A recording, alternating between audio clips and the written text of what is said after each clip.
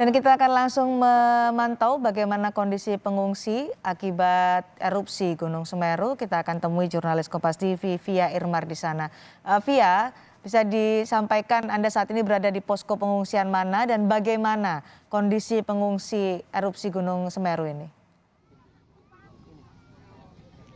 Ya, baik Cindy dan juga saudara, bahwa saat ini saya berada di posko bantuan dan juga dapur umum yang berada di Desa Sumberwuluh, Kecamatan Candipuro, Kabupaten Lumajang. Dan tepatnya pada pukul setengah 4 sore tadi, hujan abu vulkanik baru saja selesai terjadi di kawasan Kecamatan Candipuro. Hujan abu vulkanik ini sendiri, Cindy dan juga saudara, terjadi setelah sebelumnya kawasan Kecamatan Candipuro ini diguyur hujan yang cukup deras selama 2 jam, sekitar pukul 1 siang hingga pukul 3 sore.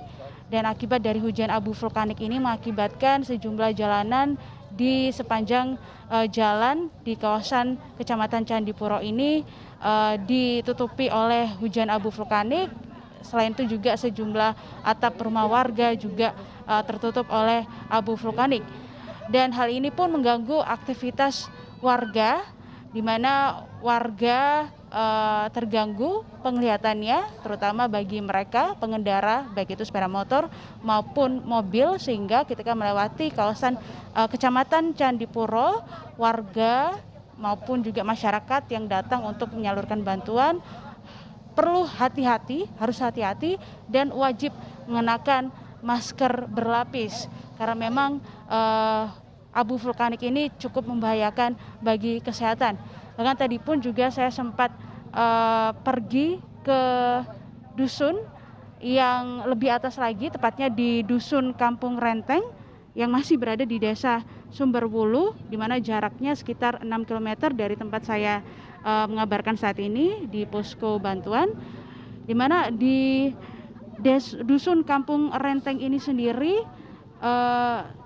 kondisinya cukup mengkhawatirkan. Pada saat saya masuk ke wilayah tersebut, sinyal kemudian tiba-tiba hilang, lalu kemudian abu vulkanik begitu pekat sehingga kami pun memutuskan untuk kembali ke posko pengungsian dan juga posko bantuan yang berada di Desa Sumberwuluh, Kecamatan Candipuro. Nah, jika tadi pagi hingga siang hari bantuan terus berdatangan, kemudian sekitar pukul 3 sore banyak sejumlah warga terdampak erupsi Gunung Semeru mulai berdatangan ke posko bantuan yang ada di sini.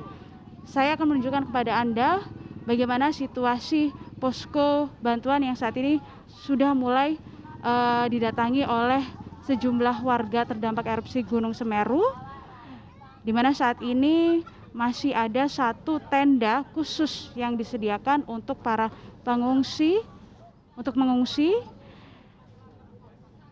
Dan di sini sendiri terlihat bahwa didominasi oleh ibu-ibu, kemudian juga ada balita, kemudian juga ada lansia yang mereka memutuskan untuk mengungsi karena mereka khawatir jika Gunung Semeru kembali erupsi. Nah, saya akan mengajak Anda untuk melihat lebih ke dalam lagi, ke dalam tenda pengungsian saat ini. Bisa Anda lihat, saudara, bahwa para ibu-ibu dan juga lansia juga sudah mulai menerima bantuan berupa makanan, kemudian juga ada popok bayi, minuman, lalu juga ada air mineral juga yang sudah mulai diterima, di mana tadi mereka datang ke sini ke posko bantuan, kemudian didata oleh petugas dan juga sejumlah relawan yang bertugas di posko bantuan Desa Sumberwuluh ini. Baru kemudian mereka mendapatkan bantuan dan mereka memutuskan untuk mengungsi, tidak kembali ke rumah untuk sementara waktu karena memang khawatir jika erupsi Gunung Semeru kembali terjadi di daerah mereka. Nah, untuk lebih jelasnya lagi, Cindy dan juga saudara, saya akan mewawancarai salah satu pengungsi di posko bantuan di Desa Sumberwulu dengan Mbak siapa? Selamat sore Mbak. Mbak Anissa. Mbak Anissa. Mbak Anissa, ini mengungsi di sini dengan siapa aja Mbak? Sama keluarga, sama ibu, sama bapak, sama adik-adik, ponaan. Mbak Anissa kalau boleh tahu dari dusun mana? Sumberwulu Tengah. Iya. Sebelumnya sudah mengungsi di sini atau masih bertahan di rumah Mbak? Belum masihan. Apa yang memutuskan kemudian Mbak Anissa mengungsi di posko bantuan ini Mbak? Soalnya ini takut ada banjir susulan. Soalnya kan di sana kan disuruh ngungsi semua. Boleh tahu Mbak bisa diceritakan mungkin Mbak Anissa bagaimana kondisi rumah Mbak Anissa saat ini? Kalau rumah saya sih nggak apa-apa, cuma dampak debu aja. Kalau yang ketimbun itu di baratnya rumah, di Desa Kampung Renteng. Gitu.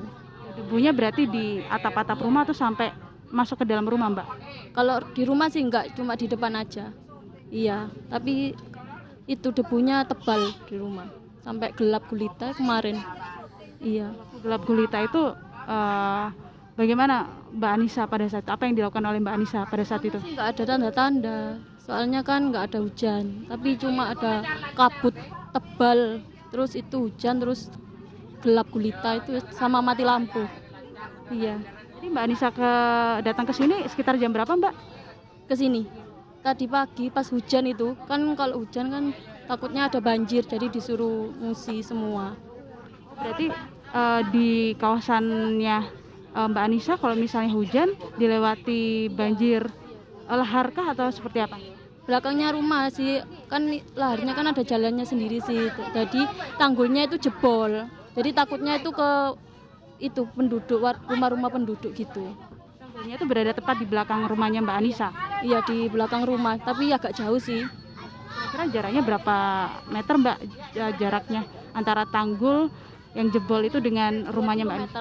2 kilometeran. Tapi di belakang rumah itu ada desa namanya Kebon Deli, itu yang terdampak, yang itu apa, ketutupan debu itu, ketutupan abu rumahnya.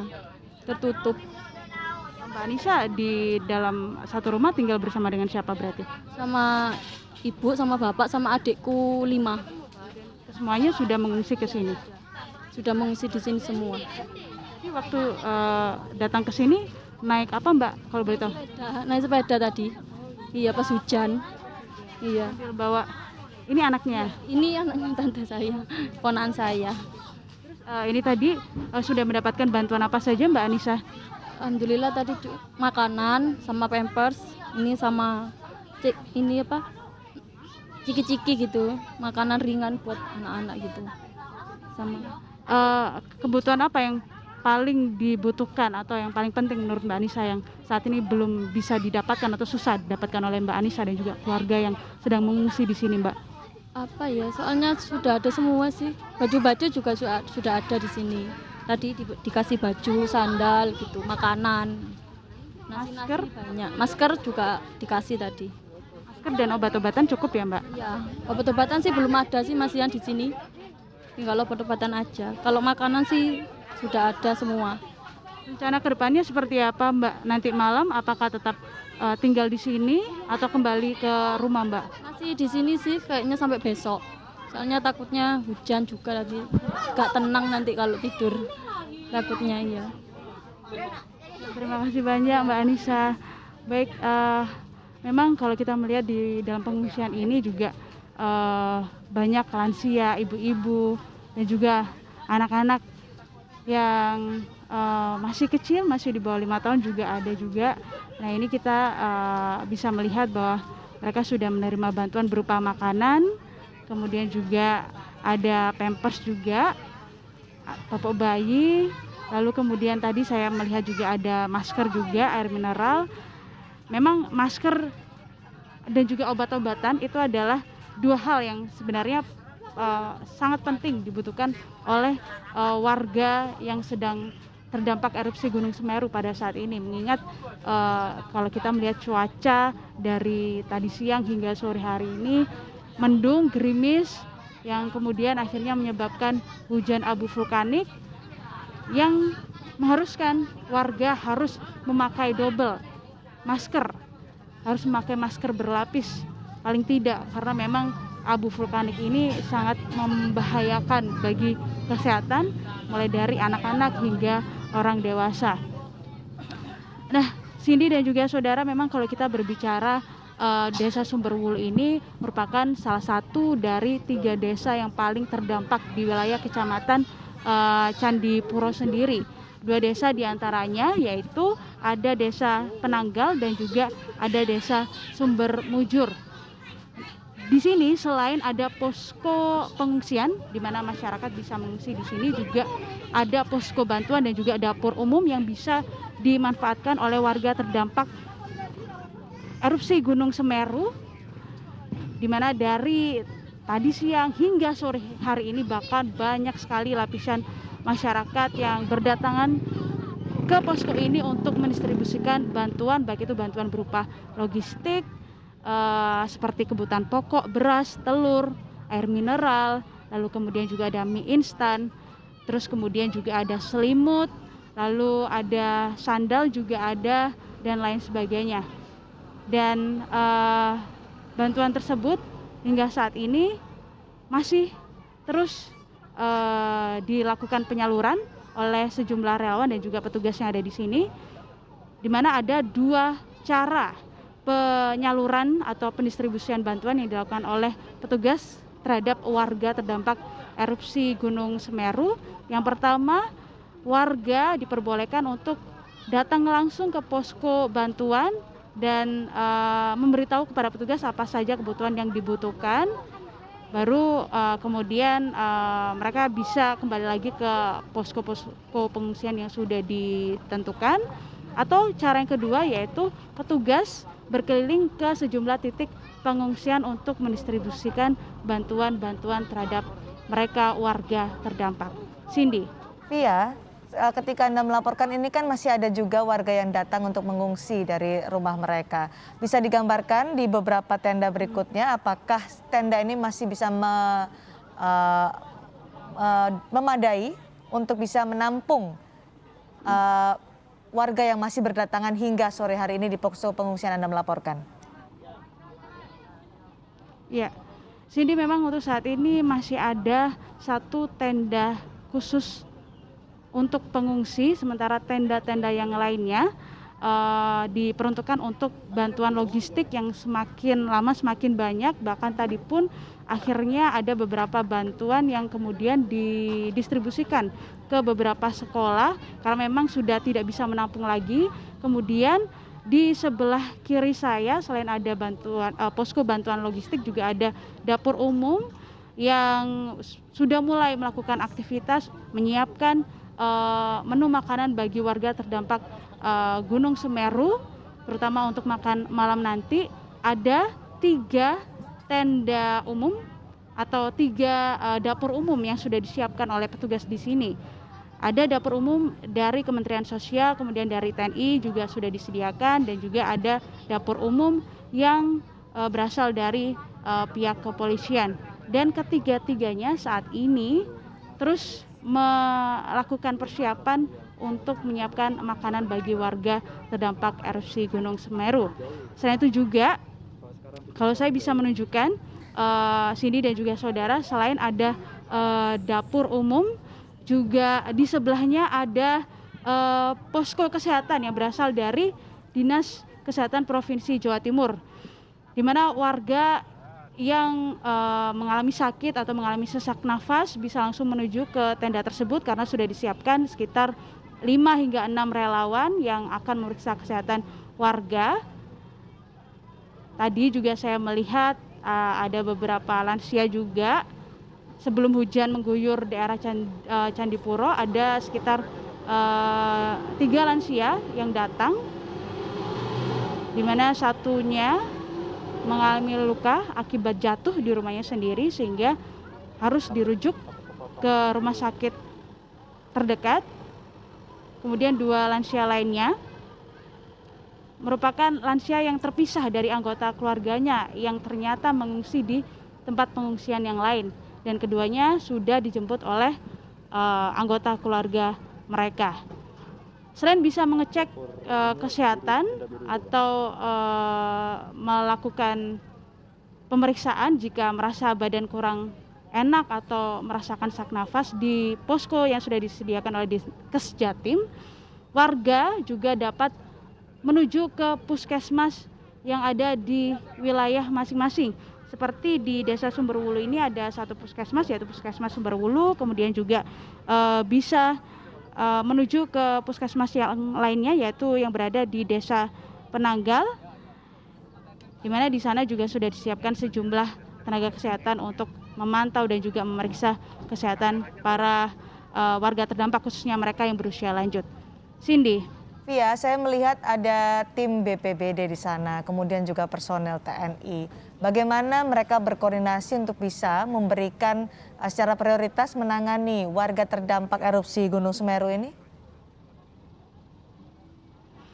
Ya, mereka memang jika cuaca sangat mendukung seperti saat ini yang sudah tidak lagi hujan meskipun mendung, mereka akan melanjutkan evakuasi mereka ke beberapa wilayah yang berada di Kecamatan Candipuro, di mana mereka akan menghimbau atau juga mengajak warga untuk mengungsi, terutama mereka yang berada di lokasi yang begitu riskan seperti lokasi yang menjadi lewatnya jalur lahar dari Gunung Semeru, atau juga lokasi yang masih begitu pekat ditutupi oleh abu vulkanik dari Gunung Semeru. Seperti warga yang saat ini mengungsi, di mana mayoritas dari mereka sebelumnya dievakuasi oleh petugas BPBD di sini karena memang kebanyakan tempat tinggal mereka sangat beresiko, terutama ketika terjadi erupsi dari Gunung Semeru. Via, Cindy. yang menjadi hal krusial adalah air bersih, terutama jika pengungsi terus berdatangan hingga sore hari ini. Bagaimana dengan kebutuhan air bersih? Apakah terpenuhi atau masih membutuhkan bantuan di posko pengungsian Anda melaporkan saat ini? Ya, untuk ketersediaan air bersih sendiri hingga saat ini cukup terpenuhi. Bahkan tadi juga saya sempat bertanya dengan beberapa pengungsi yang ada di sini. Mereka merasa bahwa sudah cukup dengan ketersediaan air bersih di posko yang berada di Desa Sumberwulu ini, Cindy. Baik, terima kasih. Via Irmar melaporkan langsung dari posko pengungsian di Desa Sumberwulu, Kabupaten Lumajang, Jawa Timur, wilayah yang menjadi terdampak paling parah dari erupsi Gunung Semeru. Hingga saat ini juga masih berdatangan pengungsi di sana. Tim BPBD Jawa Timur dan juga personel TNI masih terus berkoordinasi untuk menentukan langkah selanjutnya. Di antaranya adalah meneruskan proses evakuasi warga yang dilaporkan masih hilang dan diduga tertimbun material vulkanik Gunung Semeru. Tapi proses evakuasi itu masih menunggu cuaca lebih baik. Tadi Via Irmar, jurnalis Kompas TV juga melaporkan saat ini kebutuhan pengungsi sudah terpenuhi. Di antaranya adalah kebutuhan untuk balita, anak-anak, lansia, dan juga perempuan yang mendominasi posko pengungsian di Desa Sumberwulu, Kabupaten Lumajang, Jawa Timur. Terima kasih Via Irmar melaporkan langsung dari posko pengungsian di Desa Sumberwulu.